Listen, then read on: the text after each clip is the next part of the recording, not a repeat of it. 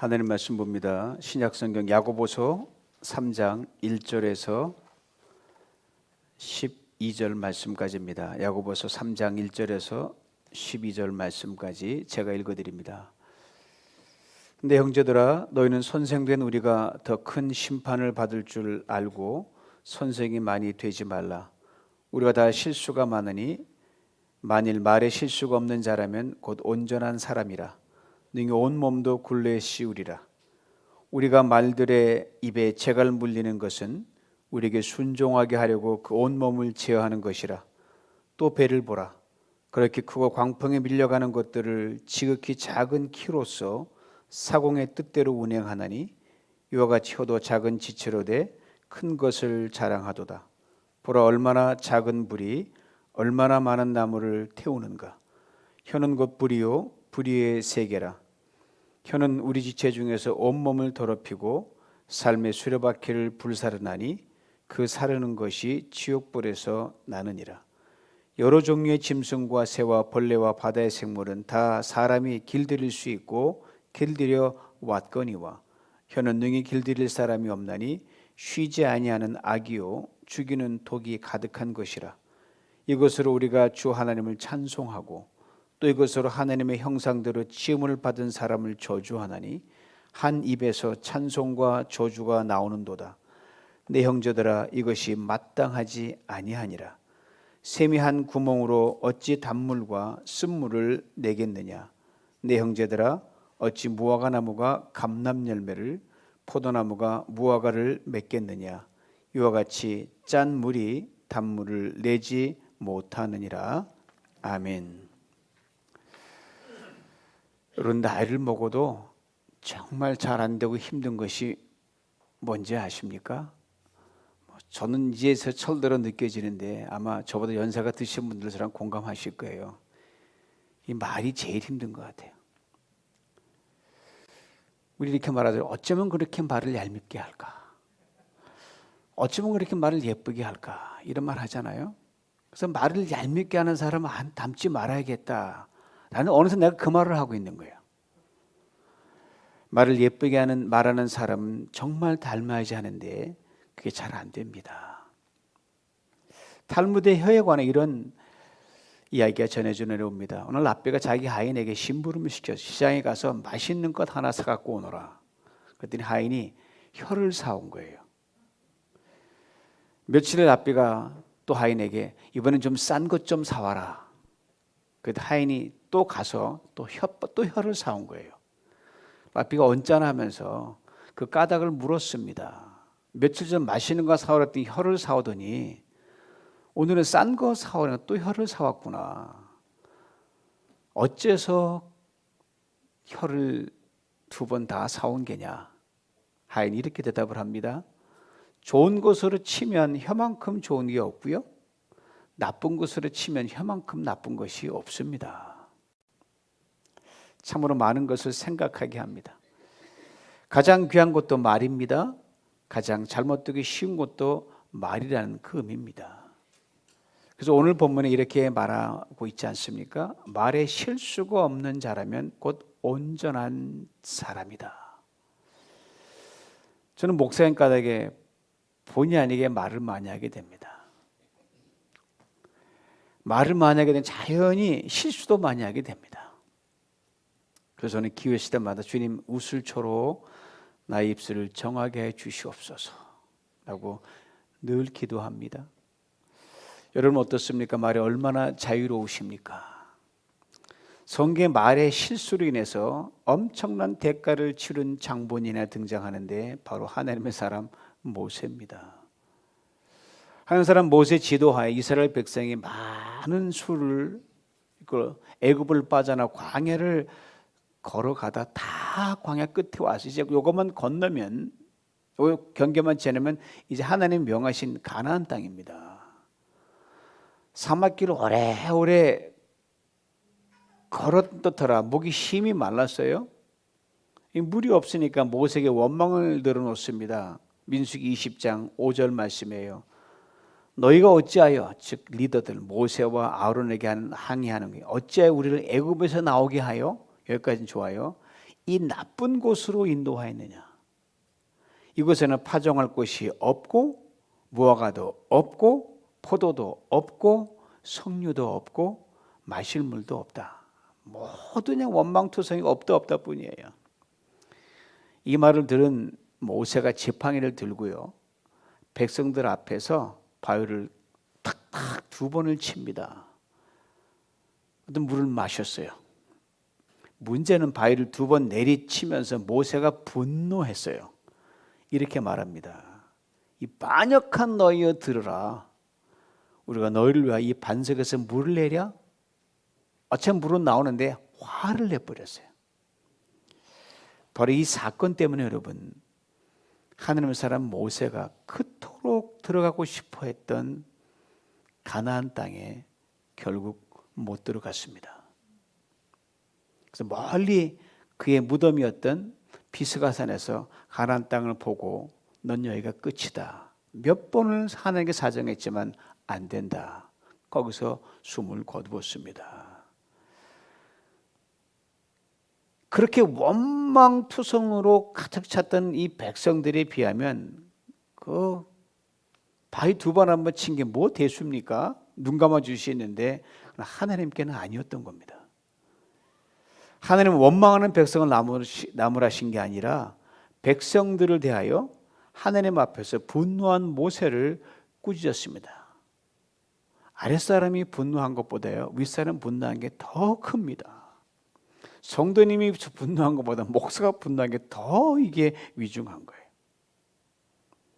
바로 불순종이라고 그러셨고 불신앙이라고 하나님이 지적하셨습니다.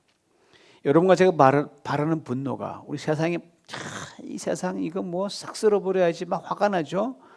세상이 다치기 전에 우리가 먼저 다친다는 건 잊어서는 안 됩니다. 세상은 불순종할 수 있지만 우리는 불순종하면 안 된다는 거예요. 세상은 분노하지 우리는 분노하면 안 된다는 게 참 뜨거운 감자죠. 얼마나 심각한 말씀입니까? 왜 우리가 말을 조심해야 하며 혀를 잘 다스려야 하는 겁니까? 그냥 내뱉은 말인데 농담 삼아 해봤어. 뭐 그런 거지 그래. 정말 그런 겁니까? 야고보 장로는 우리에게 이렇게 얘기합니다. 속지 말라. 왜냐하면 그게 그냥 아무렇게나 내뱉은 말이 아니라는 겁니다. 여러분과 제가 내뱉는 말은 중요한 의미를 지니고 있기 때문입니다. 그러면서 우리가 왜 말을 조심해야 하며 왜 혀를 잘 다스려야 하는지 3가지로 우리에게 일깨워 줍니다. 먼저는 우리의 말이 바로 우리가 갈 방향을 결정하기 때문입니다. 우리가 하는 말은 바로 우리의 삶에 지대한 영향을 끼칩니다. 10년 뒤 여러분과 제가 어떤 모습일까 알고 싶습니까? 그럼 오늘 여러분과 제가 즐겨 쓰는 말이 무엇인지를 살펴보면 됩니다. 오늘 내가 하는 말이 여러분의 말이 1년 뒤, 5년 뒤, 10년 뒤에 여러분과 제 모습이기 때문입니다. 본문의 말씀 혀는 아주 작은 지체, small piece예요. 근데 이 작은 혀에서 내뱉는 말들 하나하나 역시 작은 조각에 불과합니다. 한마디, a piece of word예요. 아무것도 아니에요. 그러나 이 작은 혀를 오늘 보면 3절은 재갈에 비유했습니다. 말 한 마리 무게가 대충 2,000 내지 3,000 파운드가 나갑니다. 그 위를 몸무게 이 좌키, 이 기수가 아주 가벼워되거나 아주 가장 몸무게 가벼운 사람이 말이 올라타게 되어 있습니다. 제 몸무게로도 말을 못합니다. 저희 시합 못 나가요. 95파운드 가벼운 기수가 올라탑니다. 그래야 빨리 달릴 수 있으니까요. 이 가냘픈 체구의 기수가 어떻게 말을 통제하느냐? 말 입에 기술적으로 넣은 작은 재갈 하나로 말을 컨트롤합니다. 95파운드가 3,000파운드를 컨트롤합니다. 이것으로 기수가 가고자 하는 방향으로 말을 마음대로 조절합니다. 순한 말일수록 재갈이 작습니다. 와일드한 말일수록 큰 재갈을 물립니다. 사람이 혀를 바로 기수가 가고자 하는 방향으로 말을 이끌 때 쓰는 그 재갈에 비유하고 있습니다. 재갈에 물리지 않은 말이 통제 불능이듯이 절제되지 않은 혀는 여러분과 제 삶의 방향을 잃어버리게 만듭니다. 또한 본문 4절은 우리의 혀를 배의 키에 비유하고 있습니다. 배를 그냥 내버려두면 바람 부는 데는 물결처럼 마음대로 가요. 그러면 목적지에 못 도달하잖아요. 배 밑에 달려있는 작은 키로 그 엄청난 배를 이리 왔다 저리 왔다 움직입니다. 선장이 원하는 방향으로 물살을 가르며 목적지를 향해 배를 리드해 갑니다. 근데 만약 이 키가 통제를 잃게 되면 브레이크가 파열된 자동차처럼 걷잡을 수 없이 막 달려가고 좌충우돌하게 되어 있습니다. 엄청난 리스크가 따릅니다. 여러분과 저의 혀가 그렇다는 겁니다. 그 혀로 하는 말이 그렇다는 겁니다. 여러분과 제가 원망의 말을 하면 우리의 삶의 방이 원망으로 흐릅니다.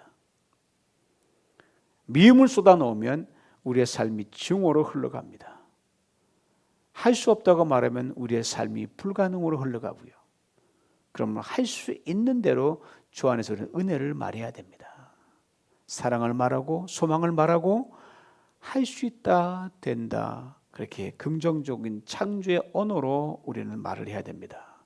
다음으로 혀는 우리가 가진 것을 파괴시킬 수 있기 때문입니다.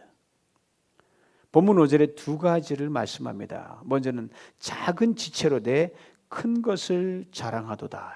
여기서 큰 것이란 정상적 자기 통제를 잃은 오만하고 허영된 말을 말합니다. 그러니까 허풍 떤다는 거죠. 거짓말도 여기에 해당하죠. 거짓말에 대해서 영국 한 모 일간지가 조사를 했는데 이런 결과를 내놨습니다. 남자와 여자가 둘 다 거짓말을 잘하는 것 중에 공통으로 뽑았는데 뭐냐? 아무 일 없어도 괜찮아. 대단한 일이 벌어지는데 시침이 된다는 거죠.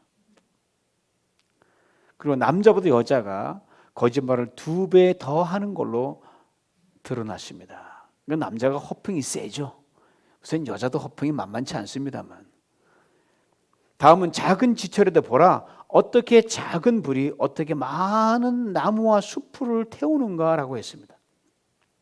우리가 사는 캘리포니아는 굉장히 건조하잖아요. 그래서 가뭄이 심하면은 물을 통제하기도 하고 아니면 물을 주면 페널티 내기도 그러잖아요. 작은 불이든 큰 불이든요, 그 불의 원인은 작은 불꽃이 만들어냅니다. 작은 불꽃이 만들어내게 되세요. 아름다운 주의 부주의한 불꽃으로 재가 되어버립니다. 아름다운 나무들, 숲들이 부주의한 불꽃으로 제거됩니다. 우리 지금 거의 비가 와서 멈추다지만 한국에 큰 산불이 나 엄청난 피해를 봤잖아요. 작은 불꽃 하나였어요.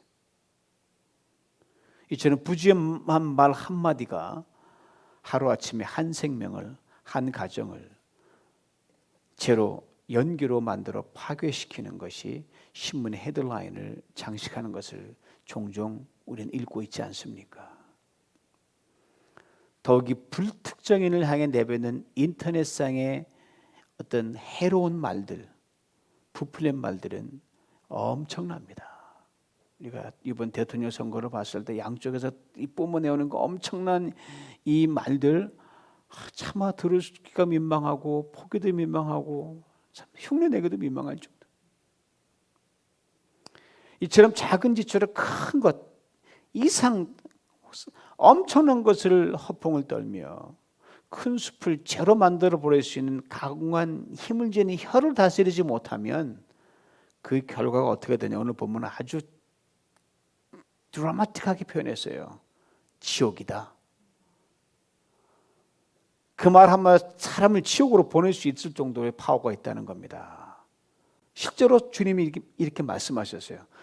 형제를 대하여 미련한 놈, 멍청한 놈 하면 그 형제를 죽이는 거라 그랬거든요. 지옥에 던지는 거라 그랬거든요. 잠언 18장 21절에 죽고 사는 것이 혀의 힘에 달렸나니 혀를 쓰기 좋아하는 자는 혀 열매를 먹는다고 분명하게 말씀하고 있습니다. 그럼 우리는 아무리 속상하더라도 사람을 죽이는 사망의 말이 아니라 사람을 살리는 생명의 말을 하며 살아가야 할 것입니다.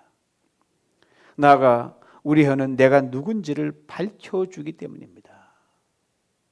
다시 말하면 혀는 나의 인격입니다.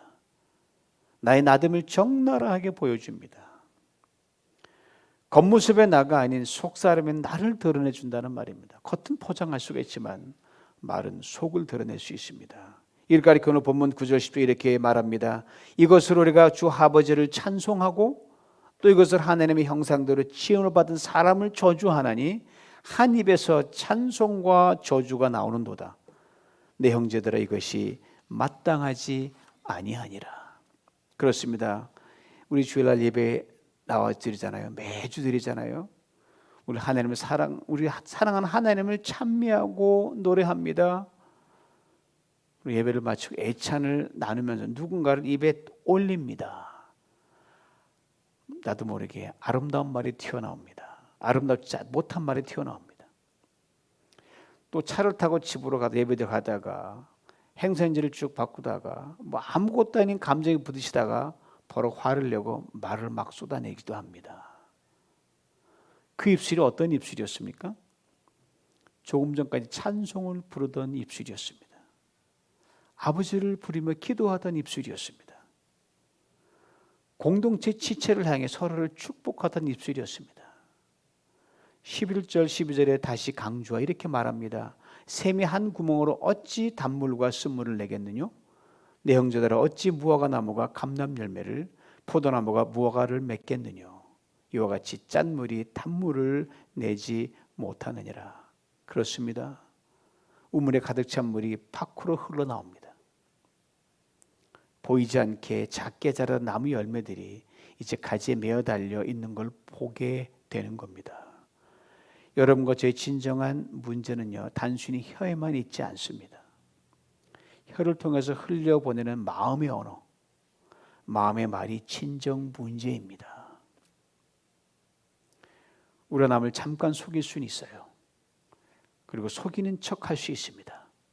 그러나 결국 우리의 혀의 말이 우리의 속임수를 드러내고 맙니다. 왜냐하면 우리의 혀의 말이 곧 나의 속사람, 나의 진정한 모습이기 때문입니다. 내가 하는 말을 통하여 상대방이 내가 누구인지 알아차립니다. 잠깐이라도 그 잠깐 동안에 나의 작은 본 모습이 탁탁 드러나기 때문입니다. 상대방이 하는 말을 통해 내가 상대방이 어떤 사람인지를 캐치합니다. 혀의 말을 보고 사람을 알 수 있습니다. 의사들은 환자 혀를 보고 그 사람의 건강 상태를 알 수 있다고 합니다. 맞습니다. 혀의 코팅 정도를 통해서 그 사람이 얼마나 건강하고 뭐가 나쁜지를 밝혀냅니다. 그럼 여러분과 제 영적인 건강 상태는 무엇으로 알 수 있습니까? 여러분과 제가 내뱉는 혀의 말을 통해서 가늠할 수 있습니다. 여러분과 제가 사용하는 말은 바로 우리의 마음을 비춰주는 거울이기 때문입니다. 거친 혀를 지닌 마음은 분노하는 마음입니다. 부정적인 혀를 지닌 사람의 마음은 두려운 마음입니다. 지나친 말을 하는 사람의 마음은 무질서한 마음입니다. 지나치게 자랑하는 혀를 가진 마음은 사람 마음은 불안한 마음이에요. 불안하니까 자랑하는 거예요. 더러운 혀를 지닌 사람의 마음은 깨끗하지 못한 마음입니다. 비판하는 혀를 지닌 사람의 마음은 쓴 마음입니다. 이와는 반대의 마음도 있어요. 격려하는 혀를 지닌 사람의 마음은 행복한 마음입니다. 칭찬하는 혀를 지닌 사람의 마음은 소망의 마음입니다. 부드러운 혀를 지닌 사람의 마음은 사랑하는 마음입니다. 진실한 혀를 지닌 사람의 마음은 정직한 마음입니다. 우리는 어떤 혀를 지녔으며 어떤 마음을 가지고 살아가는 사람입니까? 성경 고린도후서 5장 17절에 이런 말씀이 있습니다. 그러므로 누구든지 그리스도 안에 있으면 새 사람이 되었습니다. 보십시오. 옛것은 다 지나가 버렸습니다. 여기서 새 사람이 되었다는 말씀 무엇을 의미하겠습니까? 새 마음, 새 언어를 말하고 있습니다. 새 마음과 새 언어는 계속 발전하고 자라고 성숙합니다. 그러면서 동시에 옛 언어의 습관, 옛 마음의 밭들을 싹 갈아엎어야 됩니다. 그리고 시편 141편 3절 이렇게 우리에게 말합니다. 여호와 내 입에 파수꾼을 세우시고 내 입술의 문을 지키시옵소서. 야고보서 1장 19절 이렇게 우리에게 말합니다. 내 사랑하는 형제들아 너희가 알지니 사람마다 듣기는 속히하고 말하기는 더디하며 성내기도 더디하라. 사람은 각각 자기가 태어난 나라의 말을 씁니다.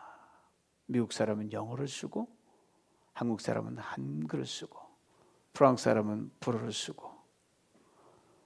그러면 동시에 우리 그리스도인들은 예수 그리스도 안에서 구속받은 하늘나라의 백성들입니다. 바울이 이를 가리켜 빌립보서 3장 20절 이렇게 분명히 말합니다. 우리의 시민권은 하늘에 있습니다. 하늘에 있습니다.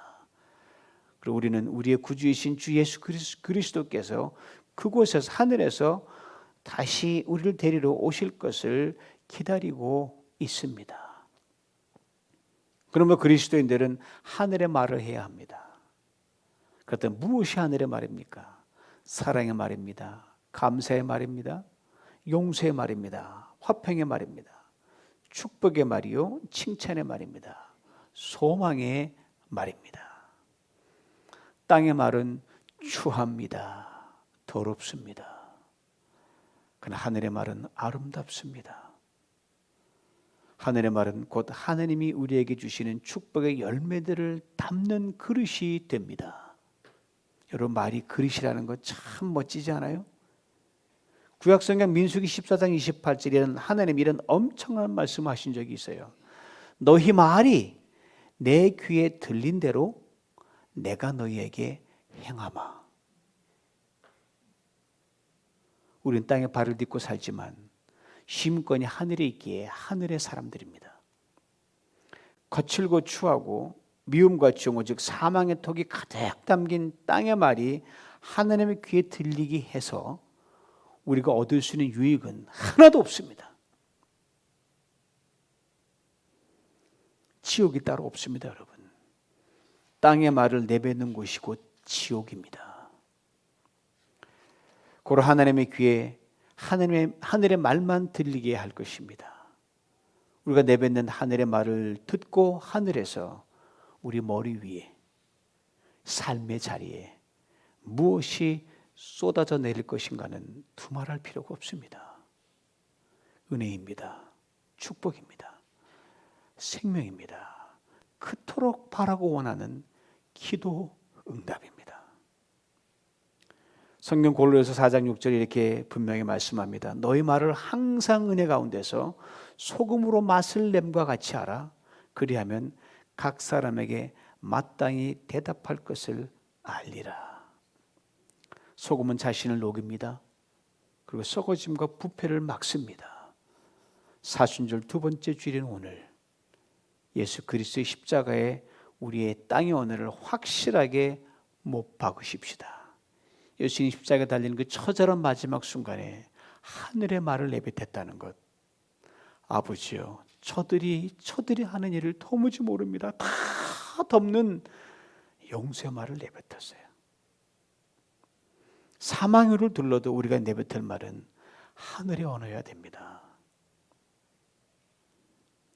성령의 뜨거운 소금으로 나 자신의 더러운 말, 덕스럽지 못한 말, 악한 말은 그 뿌리까지 녹여버려서 우리 입에서 나오지 못하게 하십시다. 사람에게 인격이 있듯이 여러분 언어에도 격이 있습니다. 바로 언격입니다. 하늘의 말을 하는 사람은 언격이 탁월한 사람입니다. 그가 하는 말에 그의 입술에 생명이 있습니다. 축복이 있습니다. 하늘이 열리는 신령한 은혜가 있습니다. 곰곰이 생각해 보면 우리가 사는 시대는 말 잘하는 사람이 너무너무 많아요. 저는 워낙 말주의가 없어요. 우리 집안에서 저는 내놓은 사람이에요. 말 못하는, 말하면 제가 꼴찌예요. 나 좀 말하게 해달라 하는데 뭐 세상 나가면 더 못하죠. 말 잘하는 사람 너무너무 많으니까.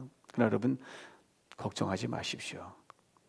세상이 정말 원하는 것은요, 말을 새롭게 하는 사람을 요구합니다.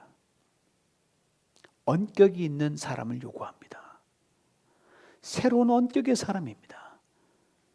우리 입술의 말에 날마다 새로운 옷을 입혀서 우리의 말이 하나님의 귀에 들리는 즉시 하나님께서 우리를 예배해 놓으신 축복을 우리의 삶에 쏟아 부어 주실 것입니다.